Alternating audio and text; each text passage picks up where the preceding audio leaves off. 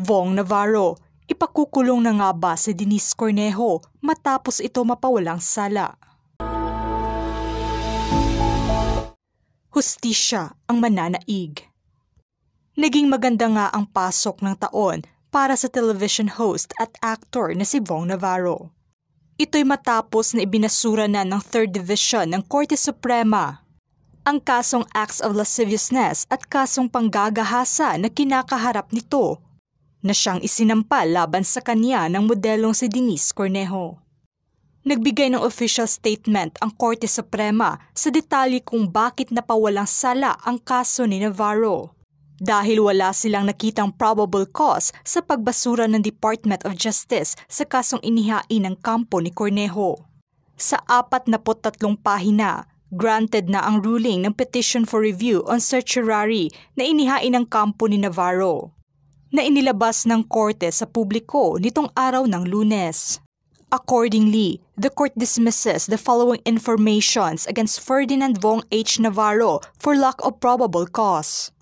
Matatandaang, ibinasura ng prosecution ang kaso dahil wala umanong probable cause at kasunod nito ay iniakyat nga ito sa Court of Appeals kung saan dito nakitaan ng probable cause.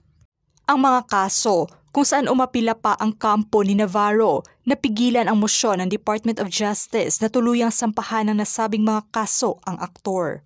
Ngunit base sa pagbasa ng Korte Suprema na naging kulang ang mga apila ng kabilang kampo. Matapos na hindi napatunayan ang mga kasong isinampa nila na naging katumbas ng kakulangan at kawalan ng dahilan na nagresulta sa pagbasura ng mga kaso ng aktor ngayon. Kabilang naman sa mga kasong ibinasura ng korte ay ang rape by sexual intercourse na nakabinbin sa Taguig Regional Trial Court, Branch 69. Ipinaliwanag pa ng korte ang inconsistencies o pabago-bago ng testimonya sa 3 affidavit na ipinasa ng kampo ni Cornejo. In favor ang 5 mahistrado na bumotong ibasura ang mga kaso laban sa aktor.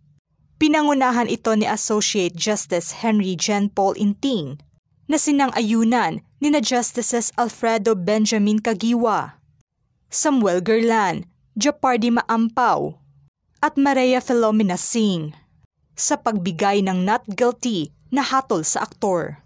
Matatandaang bago magpasko ay pansamantalang nakalaya ang aktor dahil nakapagpiyansa nga ito ng ₱1,000,000 matapos na tuluyang makulong ng 3 buwan sa Taguig City Jail dahil na sa muling pagkabuhay ng reklamo at kasong panggagahasa umano nito sa modelong si Cornejo taong 2014. Hinihintay naman ng publiko kung ano ang susunod na hakbang na gagawin ng kampo ni Navarro laban na sa kampo ni Cornejo. Mga ka-showbiz peeps, kayo, ano ang say nyo sa paksang ito? Write your comments down below.